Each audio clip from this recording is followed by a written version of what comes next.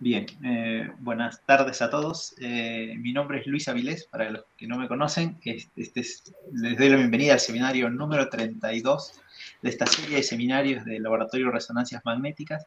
En esta oportunidad nos van a dar una charla desde España, que estará a cargo de la doctora Montserrat Rivas.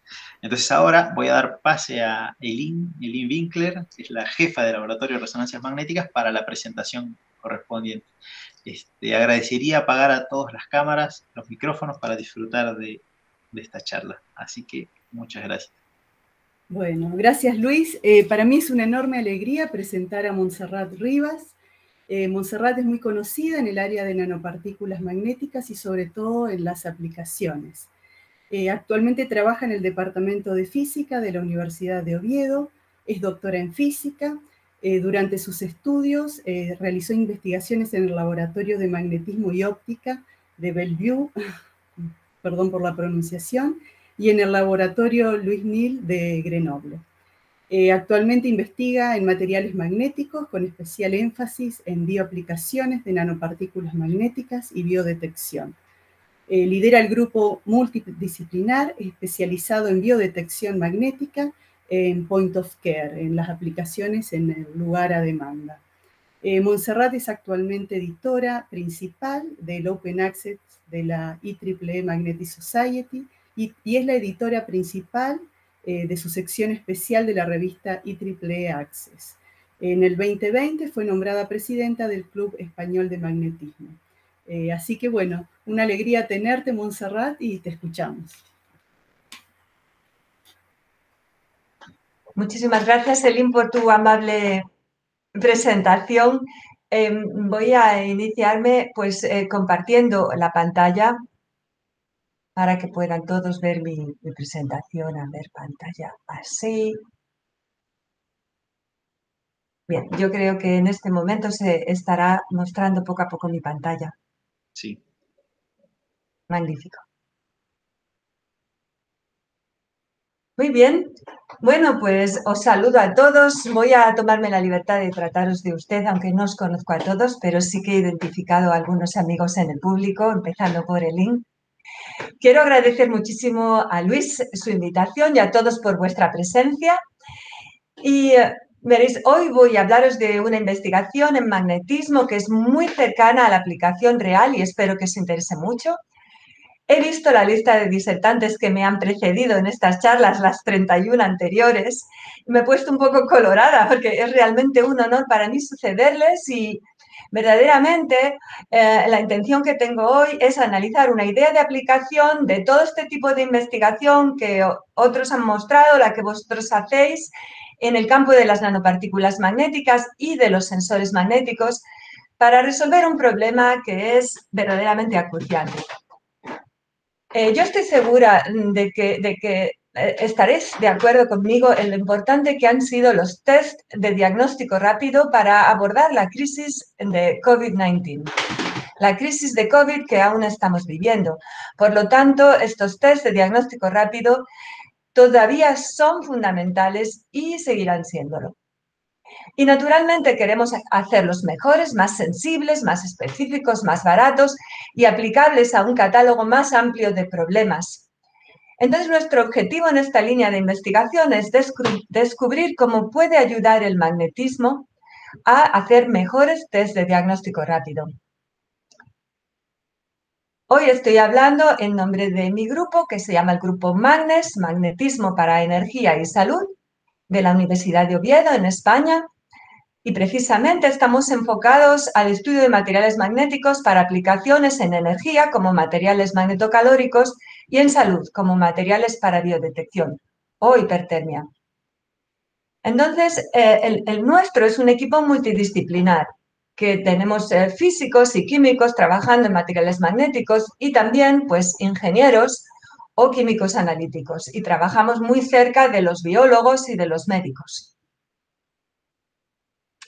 Y aquí quería enseñaros, antes de empezar, una imagen de mi ciudad, Gijón, donde hay una rama de la Universidad de Oviedo, la parte que trabaja en ingeniería, por lo tanto estamos aquí. Y ya paso directamente a hablaros de cuál es la idea central de nuestra línea de investigación. Esta es detectar un objetivo biológico combinándolo con un nanomaterial magnético y detectando este último mediante un sensor magnético. Las motivaciones pues son múltiples. Hemos hablado de point of care, quiere decir que podemos querer llevar un dispositivo de diagnóstico a la cabecera de la cama de un paciente. Pero también si este dispositivo es un dispositivo fácil de usar y económico, puede usarse para un triaje a una amplia población. O puede usarse en una planta industrial o en entornos desfavorecidos donde sea difícil llegar con unas técnicas de diagnóstico más complejas o más caras. Así que tenemos muchas motivaciones para trabajar en esta idea. Dejadme entonces que os hable sobre la arquitectura de un test de diagnóstico rápido en general. Veréis, el test de diagnóstico rápido técnicamente se llama flujo lateral, inmunoensayo de flujo lateral. El inmunoensayo de flujo lateral es un sistema basado en papel. Básicamente consiste en una tira larga de membrana de nitrocelulosa, que sería esto que represento aquí, que actúa como plataforma microfluídica guiando una muestra de fluido corporal hacia arriba por capilaridad. Las muestras, por tanto, que usamos aquí serán sangre o plasma humano, orina, saliva. Un elemento clave del inmunoensayo es la molécula de bioreconocimiento. En general estamos hablando de un anticuerpo. Un anticuerpo captura selectivamente la molécula de interés. Nosotros imprimimos un anticuerpo a través de la membrana, a través de la tira, haciendo lo que llamamos la línea de test. Además, en la línea de control ponemos un segundo anticuerpo que no es tan selectivo y que captura otras cosas biológicas que pasen por aquí. En este dibujo, la molécula diana está representada con un diamante. El diamante es nuestra molécula objetivo y, por tanto, está contenida en el tubo de la muestra. Verteremos en este tubo las nanopartículas para etiquetarlo. Y con este objetivo, estas nanopartículas se conjugan con otro anticuerpo que también es específico contra los diamantes diana. Cuando el extremo de la tira reactiva se introduce en la muestra, el líquido fluye por capilaridad. Los diamantes quedan atrapados por el anticuerpo en la línea de test y las partículas que no estaban unidas al diamante pasan hasta la línea de control. Por lo tanto, si este fluido biológico no tenía la molécula de interés, nuestro diamante, solamente tenemos una línea, lo que corresponde a un test negativo. Y si existe el diamante, tenemos dos líneas y es un positivo.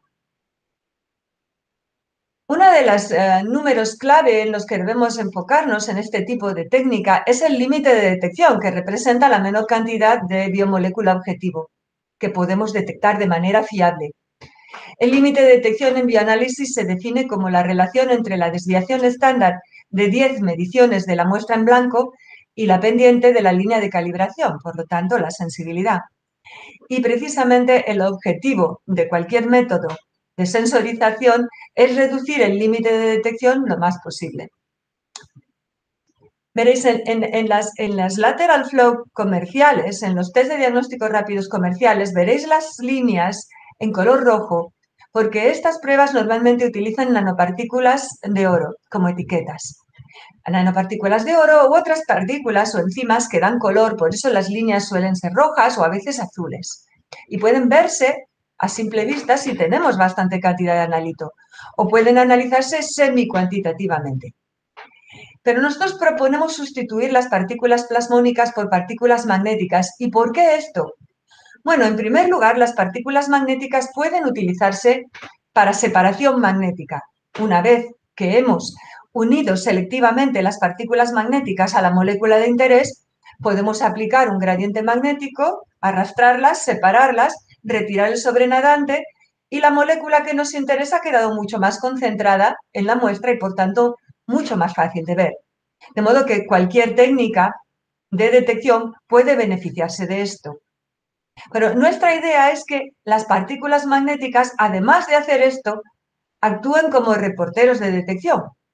Utilizando una detección magnética, podremos verlas y además podemos cuantificarlas, saber cuántas partículas tenemos o al menos qué cantidad de momento magnético estamos inmovilizando en nuestra línea de test. Y esto podemos hacerlo sin influencia de las interferencias ópticas. Este es el problema que tiene cualquier dispositivo óptico, ¿verdad? Que es sensible a la luz ambiente, por ejemplo, o a que la tira haya quedado manchada por una muestra relativamente compleja, o a que esté húmeda. Y el magnetismo es completamente, vamos, que todo esto le resulta invisible. Por otra parte, las señales magnéticas son perdurables en el tiempo, mientras que el color enseguida tiende a desaparecer. Así que tenemos todo un conjunto de ventajas que nos motivan a usar nanopartículas magnéticas. ¿Y cuáles son los requisitos que les tenemos que pedir a estas partículas? Bueno, por supuesto, la primera condición que necesitamos para mezclar eficazmente las nanopartículas con un medio biológico es que sean estables en suspensión acuosa y que podamos conjugarlas a moléculas. Las dos cosas dependen en gran medida del recubrimiento que pongamos a nuestras partículas. Necesitamos recubrir el metal con un polímero o con algo que proporcione grupos químicos funcionales. Las terminaciones químicas que más se usan para la unión covalente de moléculas son los grupos carboxílico y amino o el grupo H. Estas terminaciones químicas se pueden activar para proporcionar una capa electrostática a la superficie de la partícula. Entonces, la repulsión electrostática entre estas partículas contribuye a compensar las interacciones de Van der Waals y también las interacciones magnéticas, que tienden de otra manera a aglomerar las partículas produciendo precipitación. Pues como queremos evitar esto, hay que recubrirlas con un polímero adecuado. Pero el papel más importante de las terminaciones químicas es que puedan conjugarse con los anticuerpos o las moléculas de bioreconocimiento. Estos anticuerpos que luego se unen a la biomolécula diana y lo hacen selectivamente, ignoran todo lo demás. Para la separación magnética y también para la detección magnética, es muy interesante que las partículas tengan emanación a saturación grande y susceptibilidad inicial magnética también elevada. Si pensamos en esto, pues naturalmente estamos pensando en nanopartículas superparamagnéticas. Seguro que Roberto está pensando en nanopartículas que tengan un comportamiento superparamagnético, porque esto es lo que nos va a llevar a una emanación remanente prácticamente cero, que va a evitar las interacciones dipolares, por lo tanto, las partículas pues ya no van a colapsar tan fácilmente y además, pues sí que pueden tener una susceptibilidad magnética inicial elevada y una saturación también elevada. Y quisiera detenerme un poquitín en lo de la susceptibilidad inicial elevada, porque dentro de un ratito os voy a hablar del sensor que nosotros utilizamos para detectar estas partículas. Veréis que es un sensor que trabaja a radiofrecuencia. Y cuando significa que tenemos que tener partículas que sean susceptibles a unos 100, 200, 400 megahercios. Y el superparamagnetismo, en este caso, proporciona una enorme ventaja, porque si bien la susceptibilidad en DC depende directamente del volumen de las partículas y desde ese punto de vista querríamos tener partículas un poquito más grandes, sin embargo, cuando la partícula es pequeña y tiene comportamiento superparamagnético, lo que esto favorece es que la relajación, esta caída de la susceptibilidad se produzca a frecuencias más elevadas. Así que tendremos que obtener un compromiso, ¿verdad? Aquí vemos una versión bastante simplificada del modelo de Néel de la susceptibilidad, dependiendo de la frecuencia y del volumen, y vemos cómo efectivamente el volumen, por un lado, favorece la magnitud de la susceptibilidad y por el otro lado, pues necesitamos que este volumen sea pequeño para mantener la susceptibilidad alta a radiofrecuencias. Si hacemos un pequeño cálculo con un modelo un poquito más refinado, obtenemos en 20 MHz que un tamaño ideal para el caso de la magnetita podría estar en los 12 nanómetros aproximadamente. Y esto, pues, hemos hecho unos experimentos para corroborar esto. Hemos medido con nuestro sensor radiofrecuencia. Aquí os estoy enseñando una curva que representa en el eje vertical la sensibilidad del sensor a la presencia de estas nanopartículas, en el eje horizontal la susceptibilidad magnética inicial de las nanopartículas y aquí todo un conjunto de resultados para partículas de diferentes tamaños obtenidas por diferentes rutas y también con distintos recubrimientos y vemos que, como cabía de esperar, existe una correlación entre la sensibilidad y la susceptibilidad. La resolución, es decir, la cantidad mínima de partículas que podemos ver con el sensor, pues lógicamente tiene una relación inversa con la susceptibilidad. De momento que susceptibilidades por encima de 20 pues son muy deseables. ¿Y por qué vemos este tipo de relación? Bueno, pues porque las partículas más grandes, ya lo hemos comentado, no tienen comportamiento superparamagnético. Si nos vamos a partículas en torno a los 20 nanómetros, pues aquí vemos el zero field cooling de una partícula de 23 nanómetros y efectivamente a temperatura ambiente la mayoría de las partículas de la distribución están bloqueadas y la susceptibilidad a frecuencias elevadas pues cae. Las demás sí que se comportan superparamagnéticamente, pero claro, si son demasiado pequeñas, pues vosotros sabéis seguramente que la susceptibilidad inicial se reduce no solo porque son pequeñas, sino porque además los defectos en la superficie de la partícula tienen una gran influencia, ya que la superficie es una proporción enorme del volumen total cuando los tamaños son tan diminutos. De modo que experimentalmente también observamos que el tamaño óptimo se encuentra en torno a 12 nanómetros, entre 12, 14, 15 nanómetros. Una vez que hemos determinado cuál es el tamaño ideal de las partículas individualmente, os voy a mostrar cómo es que es bueno clusterizar, encapsular o aglomerar las partículas, hacer paquetes de partículas.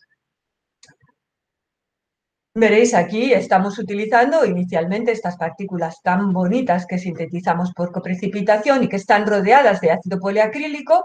Estas partículas tienen una susceptibilidad de 12 y cuando las utilizamos para conjugarlas con una biomolécula y hacerlas circular por la tira, detenerlas en la línea de test, pues efectivamente veréis aquí la línea de test, pero también veréis que es una línea de test con un color muy tenue. Sin embargo, cuando estas mismas partículas se aglomeran, conseguimos aquí un color mucho más intenso. La explicación es muy sencilla. En el segundo caso, estamos consiguiendo reunir muchas partículas por cada biomolécula. Por lo tanto, esto tiene un efecto, lógicamente, multiplicador en la señal, tanto en la señal visual como en cualquier señal magnética que queramos medir. Claro, el caso es que ahora en el título de esta diapositiva veréis que he añadido aglomeración controlada porque lo que no podemos permitirnos es tener clústeres aglomerados que tengan distintos tamaños, porque si no es muy difícil la calibración para cuantificar. Entonces, en esta imagen comparo, veréis 3 tiras de flujo lateral. La superior está realizada con partículas de oro, que es lo más tradicional, como os mostré antes en los test de COVID, por ejemplo, el oro, dan la señal roja, visual. Esta línea tenue amarillita está hecha con partículas que están monodispersas. Y esta línea mucho más oscura las hemos hecho con estos clústeres que llamamos nanoflores, que están empaquetadas por carbono negro. Veréis que dan una señal muy intensa en color, un color negro muy fuerte. Luego estas partículas son magníficas para una evaluación óptica, porque dan un color muy intenso y además, como son magnéticas, se pueden preconcentrar. Sin embargo, tuvimos una cierta decepción, porque no sirve muy bien para la detección magnética, debido a que las nanopartículas constituyentes de cada una de estas nanoflores son muy pequeñas, están en torno a 5 nanómetros y por esa razón su susceptibilidad inicial es verdaderamente pequeña comparada con las otras. Así que la señal en cualquier sensor magnético va a ser ínfima. Desde ese punto de vista no fueron tan buenas, lo cual, naturalmente, nos lleva a utilizar otro tipo de partículas. Estas partículas, que las hicieron nuestros colaboradores en Rumanía, son unos nanoclústeres de partículas de magnetita que están rodeadas, de hecho están embebidas en una doble capa de ácido oleico. El ácido graso normalmente es hidrófobo y no vale para bioconjugar, pero esta idea de poner una doble capa hace que el resultado final es una partícula hidrófila. Y aquí veis la comparación de partículas que están monodispersas y esta es la señal que da en el sensor magnético, mientras que cuando conseguimos aglomerarlas, la señal, pues evidentemente crece un montón. Estas partículas tienen comportamiento superparamagnético a temperatura ambiente y una susceptibilidad inicial de 21. Así que se ven muy bien en el sensor, como os mostraré después, porque estas son algunas de las partículas que más usamos para nuestra aplicación. Pero últimamente estamos usando estas partículas me resultan muy bonitas, no solamente resultan bonitas estéticamente, son unos nanoflores, o sea, están embebidas en ácido poliacrílico y tienen un tamaño muy homogéneo. Realmente la distribución de tamaños aquí es muy estrecha, lo cual es magnífico para calibrar, para saber luego qué cantidad de biomolécula tenemos. Y estas nanopartículas, además, tienen una susceptibilidad inicial, bueno, la más elevada de las que os he comentado, 28. Y quiero deciros que estamos estudiando para saber por qué. No esperábamos que fueran tan buenas, dado que, si veis aquí el inset de esta figura, nos muestra que la zona central del ciclo se abre. La remanencia y el campo coercitivo de este ciclo no son nulos. Tiene una pequeña remanencia y un pequeño campo coercitivo. Esto indica que las partículas no tienen un comportamiento superparamagnético como el que esperábamos. Incluso vemos en el Z-Filcooling que aquí tampoco llegamos a la temperatura irreversible. No vemos las curvas unidas cayendo su emanación. Esto parece indicar que el superparamagnetismo aquí tal vez no es, bueno, aquel que esperábamos. Y nos parece esto relativamente lógico cuando observamos en las imágenes de TEM que las partículas en algunos casos están agregadas, o sea que hay partículas que comparten una superficie y que, bueno, eh, parece normal que no sean superparamagnéticas. ¿Por qué esta susceptibilidad inicial es tan elevada? Bueno, pues estamos discutiendo por qué puede ser. Recientemente tendemos a pensar que puede haber un efecto vórtex en la configuración de los ejes fáciles de las partículas, pero bueno, pues estamos estudiando esto, ¿verdad? Cualquier idea pues será bienvenida.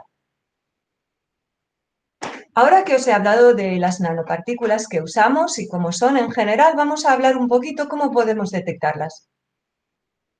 Y naturalmente para detectar nanopartículas hay diversas ideas y algunos de vosotros trabajáis en sensores de efecto Hall o en sensores magnetorresistivos, pero estos sensores para nosotros ahora mismo están un poco alejados de nuestra realidad porque en general son muy delicados. Cuando tenemos que mover una superficie de papel sobre el sensor pueden dañarse fácilmente. Entonces, ahora mismo estamos buscando una solución más robusta y utilizamos pues un efecto inductivo en una bobina plana o un conjunto de bobinas planas. Este es un poquito el esquema de cómo sería la tira sobre una bobina plana. En este momento estamos usando muchas bobinas planas que activamos sucesivamente. Aunque la idea de la inducción electromagnética es una idea muy antigua, he de comentaros que os podéis imaginar la electrónica que va unida a esto tiene que ser una electrónica bastante moderna para que esto realmente sea muy sensible. Estamos utilizando corrientes de excitación muy bajitas, porque si tenemos que usar las grandes, se complejiza y encarece el sistema. Por lo tanto, excitar las partículas con una corriente muy pequeñita es lo que nos lleva a requerir que la susceptibilidad inicial sea bien alta. Y luego tenemos que utilizar frecuencias muy elevadas porque si no, no podríamos ver. Con una frecuencia muy baja la señal no es suficiente. Bueno, aquí os muestro sencillamente lo que sería una simulación de cómo es la intensidad de campo magnético en torno a las pistas de nuestro sensor. En este caso, esto es la sección transversal de las dos pistas y cuando circula esta pequeña corriente, naturalmente el campo magnético se concentra sobre todo en la parte de las vértices internos de las dos pistas. Cuando ponemos sobre ello las partículas magnéticas, se hace muchísimo más intenso y se concentra en las líneas de campo. ¿Y esto a qué nos lleva? Nos lleva a que la impedancia que medimos de esta bobina va a cambiar notablemente, sobre todo cuando nos aproximamos a la frecuencia de resonancia de este inductor. Aquí tenemos, por ejemplo, esto es una simulación, parte real, parte imaginaria de la impedancia. En azul clarito veríamos el pico de resonancia cuando nuestra permeabilidad magnética, la del entorno, es 1, estamos en vacío. Cuando ponemos un material magnético, la frecuencia de resonancia se desplaza hacia la izquierda. Y entonces podemos medir dos cosas. O bien fijamos una frecuencia en este entorno y medimos la variación de impedancia, cosa que podemos hacer con un microchip que contenga un Vector Network Analyzer, o bien podemos hacer un barrido, buscar la frecuencia de resonancia con un oscilador acoplado y ver cómo se desplaza la frecuencia de resonancia. Podemos aquí ver algunos de nuestros prototipos que tienen el tamaño de un teléfono móvil y durante el escaneo de la tira, que puede hacerse bien desplazando la tira o bien activando sucesivamente las bobinas, pues vemos un pico correspondiente a la línea de test y un pico correspondiente a la línea de control. Paso a comentaros lo que son las bioaplicaciones que nosotros estamos realizando en problemas concretos, problemas de salud. Ahora os voy a hablar a cada uno de vosotros para que imaginéis mejor. Imaginad que por algún motivo vuestro médico sospecha que podéis estar sufriendo un cáncer colorectal. Entonces os van a aconsejar un test de sangre oculta en heces. Un test de sangre oculta en heces es un test muy fácil de realizar. A lo mejor en Argentina, desde luego en España, por encima de cierta edad, ya lo están aconsejando a todo el mundo. Esta técnica es súper sensible, enseguida se ve la sangre oculta, pero es muy inespecífica. Hay un montón de razones benignas que pueden dar un falso positivo, incluso que se haya comido carne roja el día anterior. Y eso va a motivar que tu médico te aconseje que te hagas una colonoscopia. Pero las colonoscopias son invasivas y muchas personas no quieren hacerlas o no se lo pueden permitir. Entonces, ¿qué es lo que desearíamos tener? Pues desearíamos tener lo que se conoce como una biopsia líquida. Es decir, que nosotros podamos tomar, por ejemplo, una muestra de sangre y allí podamos buscar un biomarcador que nos indique si somos realmente sospechosos de tener un cáncer, en este caso colorectal. Los biólogos que trabajan con nosotros y los químicos nos aconsejaron que buscáramos como biomarcador de cáncer colorectal exosomas. Los exosomas son vesículas que las células liberan al torrente sanguíneo. Lo utilizan como para la comunicación, como para enviar mensajes. Y por lo tanto, estas vesículas contienen cantidad de información que es específica, que nos habla de la célula de origen. Por ejemplo, en el interior de los exosomas, pues hay ADN y ARN, por ejemplo.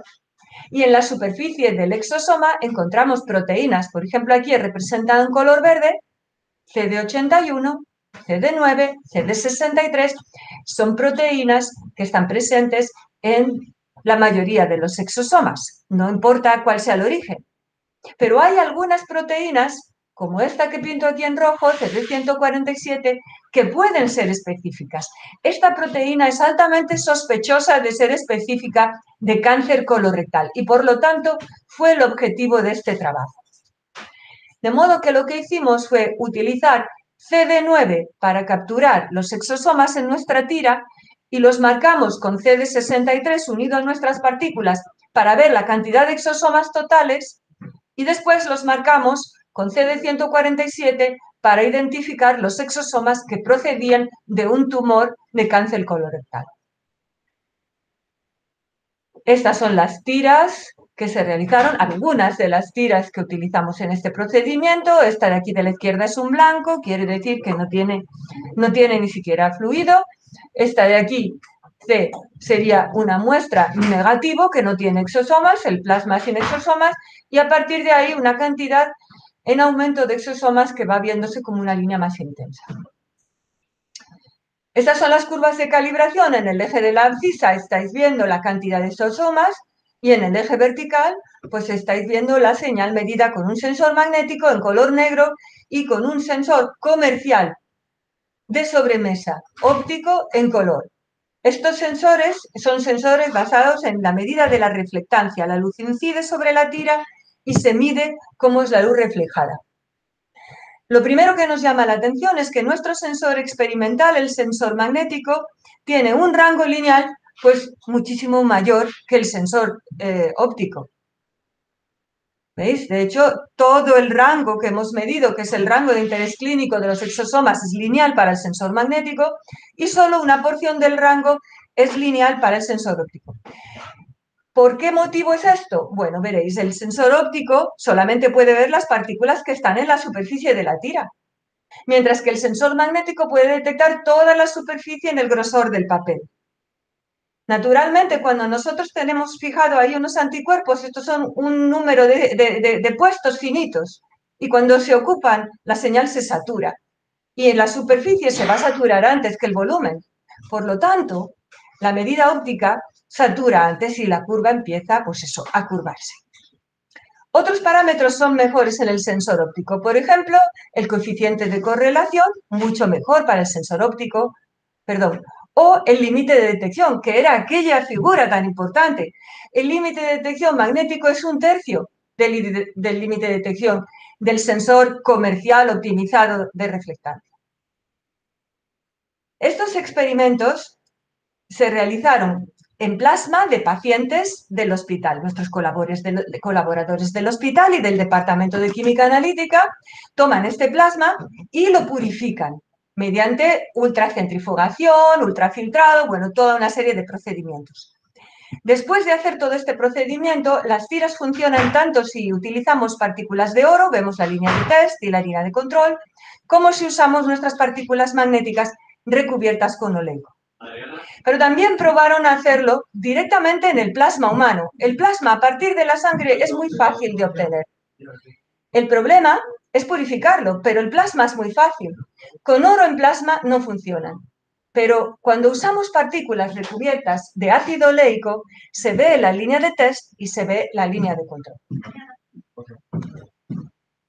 Dejadme que os hable de otro proyecto en el que hemos empezado últimamente, que es la detección de esta enfermedad, la neumonía bacteriana por neumococo, que es el neumococo es la causa principal, al parecer, de neumonía bacteriana.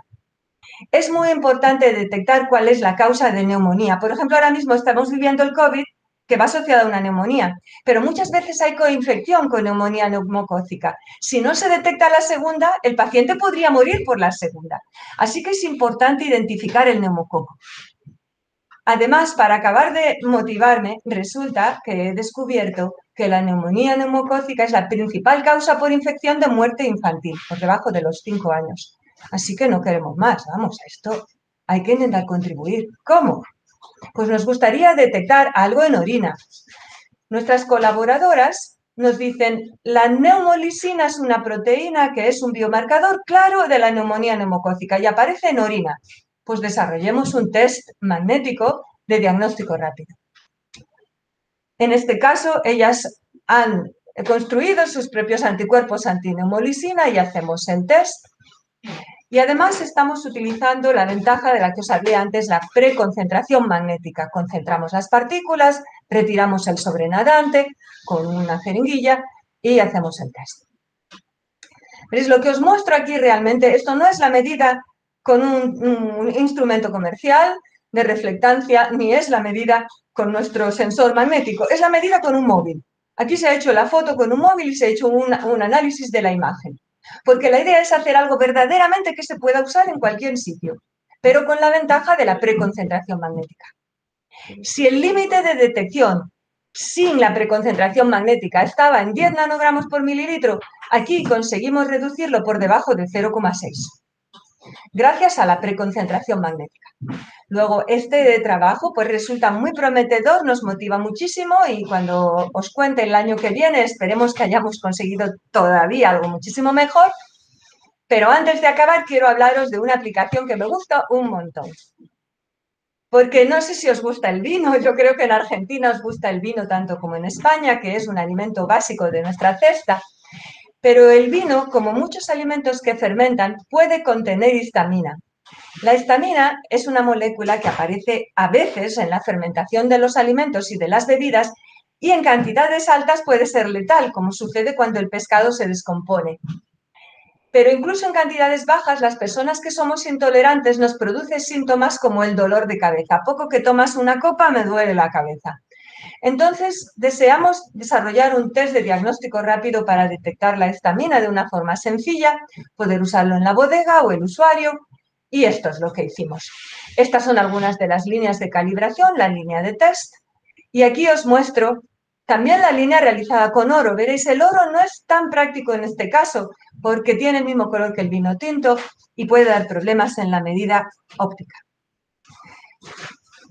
Validamos nuestros resultados mediante una técnica estándar, la cromatografía líquida de alta precisión, y podéis ver que con nuestro sensor magnético y una tira de papel conseguimos unos resultados pues muy similares. Así que bueno, este proyecto fue verdaderamente también muy bonito. Y para terminar, pues podemos usar el magnetismo para desarrollar una nueva generación de tecnología de Rapid Diagnostic Tests. Pues yo estoy convencida de ello. Y de esta forma en la que yo os acabo de explicar o de otras formas con otras técnicas y otros enfoques, yo creo que se puede recopilar gran parte del conocimiento magnético que habéis estado discutiendo en todas estas charlas y que vosotros hacéis en vuestro laboratorio también, y podemos ponerlo al servicio de los test de diagnóstico rápido para desarrollar tecnologías prácticas y sensibles que puedan enfrentar desafíos cruciales en salud y en control de alimentos y también en medio ambiente. Con esto me gustaría pues dar crédito y agradecer a nuestros colaboradores en estos proyectos, muchos de los cuales han desarrollado parte de las partículas o nos han ayudado muchísimo con la funcionalización, y por supuesto a las agencias financiadoras y naturalmente pues agradezco a vosotros vuestra atención. Estoy lista para vuestras preguntas. Muchas gracias, Montserrat. La verdad que muy buena la charla. A mí me gustó muchísimo. Impresionante la cantidad de cosas o la cantidad de aplicaciones que pueden hacer con las nanopartículas, contribuyendo desde tu grupo. Me gustaría abrir ahora la sesión a preguntas. Si alguno tiene una pregunta, puede levantar su mano virtual o escribirla en el chat. Estoy seguro que hay preguntas. Yo tengo alguna, pero si alguno quiere comenzar.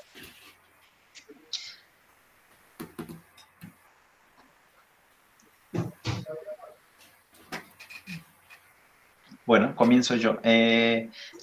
Imagino que te pregunto desde el total desconocimiento, tienes que, dependiendo de lo que quieres detectar, tienes que adaptar la nanopartícula con el sensor. O sea, ¿qué molécula le pones a la nanopartícula dependiendo de lo que quieras sensar? El proceso cambia de uno a otro, me imagino. Sí, verás, es uno de los intrínculis principales. Qué bonito poder hablar en español y utilizar la palabra intrínculis. Es uno de los intrínculis principales de nuestra investigación. Nosotros siempre estamos buscando utilizar nanopartículas que sean más adecuadas. Una parte fundamental de nuestra investigación es analizar partículas e investigar e intentar encontrar rutas para poder obtener partículas que sean sobre todo más susceptibles y que también se puedan clusterizar o aglomerar de esta manera que os comenté. Entonces, naturalmente, cada recubrimiento lleva después todo un procedimiento que puede ser diferente de bioconjugación. Y naturalmente cada biomolécula, las unimos a un anticuerpo o a otro tipo de molécula de bioreconocimiento, cualquier proteína, esto requiere un nuevo proceso de optimización de la bioconjugación. Afortunadamente yo tengo personas trabajando conmigo que saben hacer esto fenomenal, como María Salvador, que antes la vi entre vuestro público. Sí, esa era la palabra que no me salía, recubrimiento. Pero bueno, buenísimo, gracias. Enio tiene una pregunta. Hola, bueno, primeramente, muy linda charla. A mí me viene muy bien. Pero yo tengo una pregunta. Las aglomeraciones, claro, son interesantes si puedes controlar el tamaño de la partícula. Pero hay una pregunta. Porque no es específico el recubrimiento, digamos, o pré-recubrimiento que tenés con la biomolécula, usas un grupo carboxil o algo así, ¿no? Un grupo amino, no sé. Ah, sí, ¿Cómo dependiendo. Claro, ¿cómo haces para que somente un clúster se pegue a la biomolécula? Porque essas biomoléculas às vezes podem ser de 60, 70 nanometros, muito maior que tus partículas. Ou seja, isso afeta ou não afeta? Que numa mesma biomolécula tenhas mais de um cluster de partículas ou mais de uma partícula? Gracias, Enio.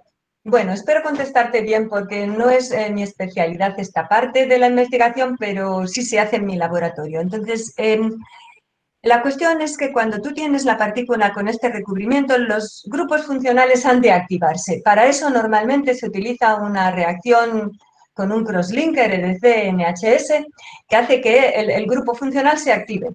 Entonces, una de las cosas con las que hay que jugar para que el ensayo tenga éxito es con la cantidad de activador. Si las partículas se activan excesivamente, si activamos todos los grupos funcionales, efectivamente podemos estar formando una red entre las partículas y las moléculas que ni siquiera fluye por la tira. Uno intenta pasarlo y no, sencillamente no sube, ¿vale? Entonces, efectivamente, hay que dar con el kit de la cuestión, es decir, hay que dar con la cantidad de activador correcto, que justo permita esa unión, pero no haga que se aglomeren excesivamente las partículas con las moléculas. Ok, gracias. Elin tiene una pregunta. Sí, gracias. Muy linda la charla, Montserrat, muchas gracias. Gracias. Sí. La pregunta, me parece increíble cómo funcionalizan las nanopartículas con los antígenos, es algo que es sorprendente. La pregunta es, cuando se pegan las nanopartículas en las tiras, ¿después no se van aglomerando?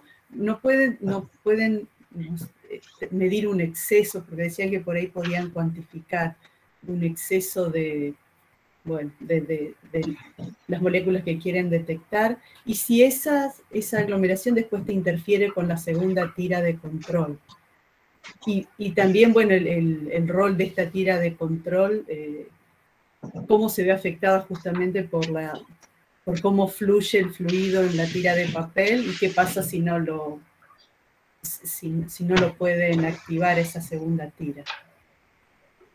Bien, la línea de control, precisamente el IN, está para comprobar que el test se ha realizado completamente. Es decir, está para asegurar que las nanopartículas están fluyendo realmente por la tira hasta el final. Si no vemos línea de control, todo se hace sospechoso. Es decir, aquí pues lo que está sucediendo probablemente es que todo se está atascando en algún momento del camino. O sea que la línea de control tiene que existir. Normalmente el test funciona mientras la línea de test no se ha ocupado por completo. Y naturalmente si las partículas o los cúmulos de partículas tienen un tamaño excesivo, puede resultar esto en impedimentos esféricos. Puede llegar un momento en que las partículas no circulan, efectivamente porque tropiezan con otras, no porque se detengan selectivamente. Entonces, esto hay que evitarlo totalmente. Por eso el tamaño del clúster tiene que estar bien por debajo del tamaño del poro de la membrana. Que, por ejemplo, un tamaño de clúster en torno a 100 nanómetros puede estar muy bien. Normalmente, cuando tenemos estos impedimentos esféricos, se forma en la línea de test como el obstáculo está en el frente, ¿no? En el frente del líquido y se encuentran los primeros anticuerpos y ahí se van a acumular muchas partículas y algunas pasan. Cuando nosotros medimos con el sensor, en lugar de tener un pico aproximadamente simétrico en una línea bien trazada, bien limpia, nosotros lo que vemos es como un pico mayor primero, con luego un pico más pequeño. Y esto ya nos está indicando que tenemos problemas. Por lo tanto, que hay que reajustar. Hay muchos factores que reajustar. Yo os estaba hablando de la activación y el tamaño de las partículas, pero esta tecnología, aunque explicada así pueda parecer muy sencilla, tiene bastante química, ¿no? Entonces también la tira, la membrana, pues realmente tiene que ser tratada, tiene que ser bloqueada, porque realmente los anticuerpos se pegan por interacciones electrostáticas al papel, entonces luego hay que bloquear esta interacción. Bueno, son toda una serie de factores que pues es la investigación de la técnica.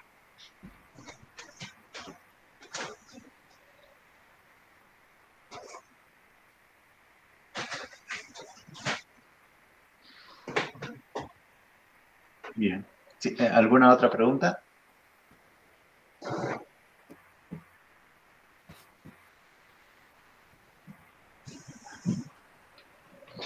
No sé, yo tenía otra pregunta, no sé si puedes volver a las medidas de BNA. ¿Me puedes comentar un poquito más qué es lo que han hecho con la técnica? ¿En qué medidas, perdón? De BNA, me parece que habían hecho medidas de Sí, absorción, sí. puede ser, sí. No, un Vector Network Analyzer es para medir, bueno, realmente se miden los parámetros de reflexión y al final esos parámetros de reflexión, nosotros estamos excitando en radiofrecuencia, entonces es un analizador de redes, llamamos en castellano. He dicho un Vector Network Analyzer. Entonces se mide la reflexión para obtener la impedancia. Lo que queremos aquí es medir la impedancia de nuestra bobina plana. La bobina sobre la cual vamos a poner las nanopartículas. ¿Por qué la impedancia se ve afectada por las nanopartículas? Y para esto utilizamos el VNA, para medir la impedancia de la bobina plana. Y esta la medimos de manera continua mientras deslizamos la tira de papel. Entonces, en primer lugar, el papel afecta ligeramente a la impedancia que medimos porque tiene una constante dieléctrica. Entonces vamos deslizando el papel para tener una línea de referencia en nuestra medida de impedancia y cuando las nanopartículas magnéticas se aproximan a la bobina, la impedancia empieza a verse mucho más afectada por ellas, que es cuando empiezas a observar un pico, el pico que te enseñaba aquí, empiezas a observar un pico. Cuando las nanopartículas están centradas sobre la bobina, pues estaríamos en la posición superior del pico y cuando se van alejando, el pico tiende a desaparecer.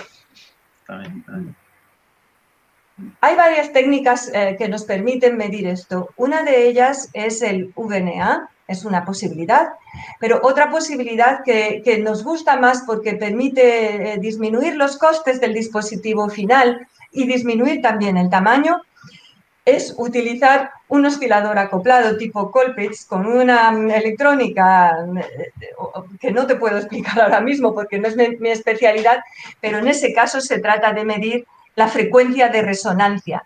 Medimos la frecuencia de resonancia de la bobina y cuando pones las partículas, esta frecuencia de resonancia se desplaza porque la autoinductancia de la bobina está multiplicada por la permeabilidad del medio.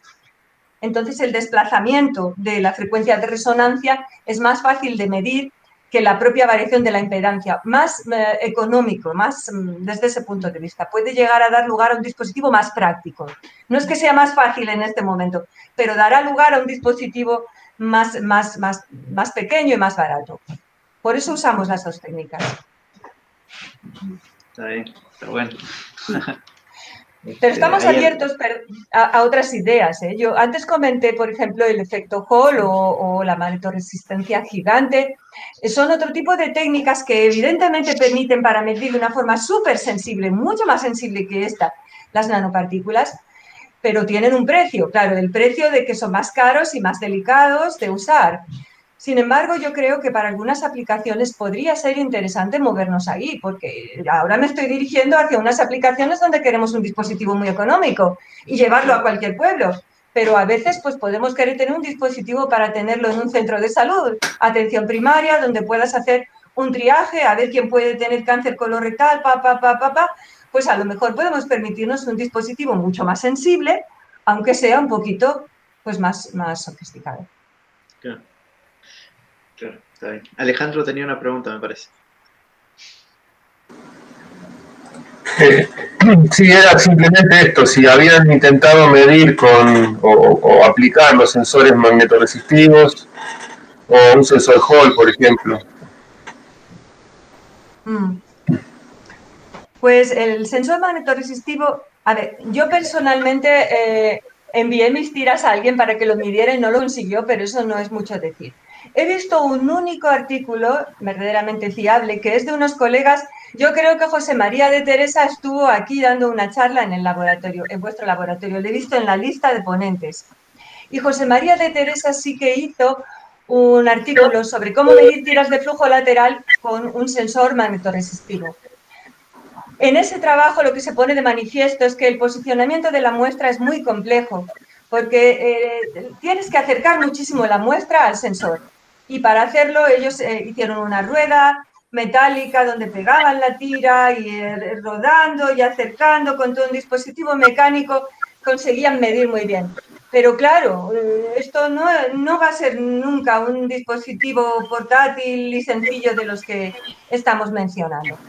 Entonces, bueno, pues por esta razón, de momento no estamos enfocados a usar ese tipo de técnica, pero yo, como te comenté, no lo descarto, porque esto siempre depende de la aplicación.